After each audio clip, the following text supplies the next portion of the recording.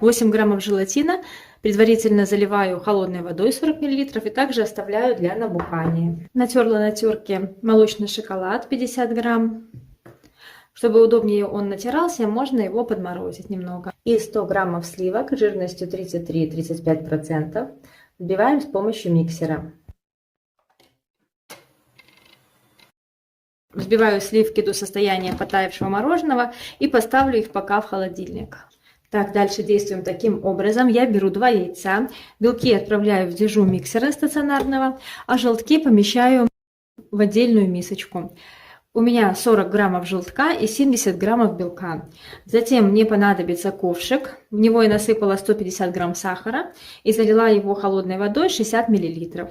Мне нужно сварить из сахара и воды сироп до температуры 118-120 градусов.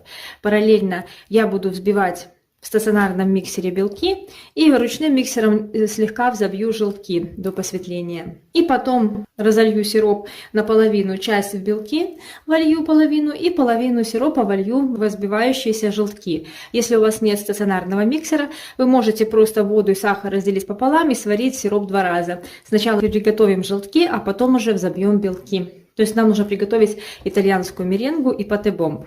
Приступим. Отправляю ковшик на огонь. Белки начну взбивать тогда, когда сироп закипит. Желтки можно взбить сразу. Желтки взбиты, отставляю пока их в сторону и начинаю взбивать белки, так как мой сироп уже закипел. Белки взбиты, сироп сварила до 119 градусов. Продолжаю взбивать белки, волью половину сиропа сначала в белки.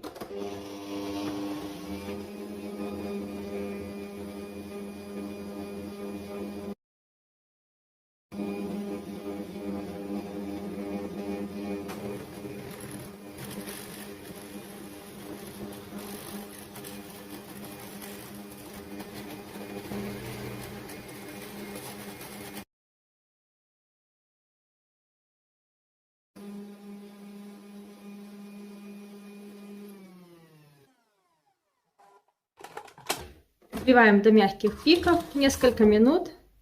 Вот так получается.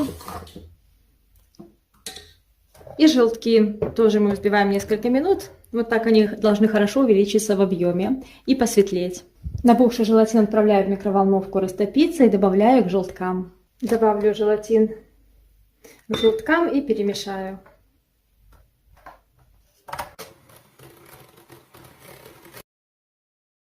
250 граммов сыра маскарпоне комнатной температуры. Если он у вас холодный, можно на самой минимальной скорости микроволновки слегка проверить его. Только смотрите, не перегрейте очень сильно. Добавляем взбитые желтки. Я добавляю в 2-3 приема.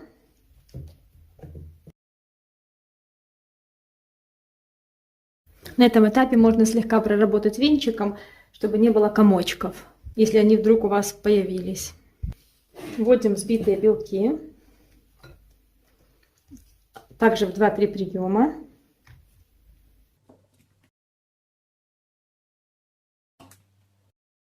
Осталось ввести только взбитые сливки, и можно приступать к сборке торта.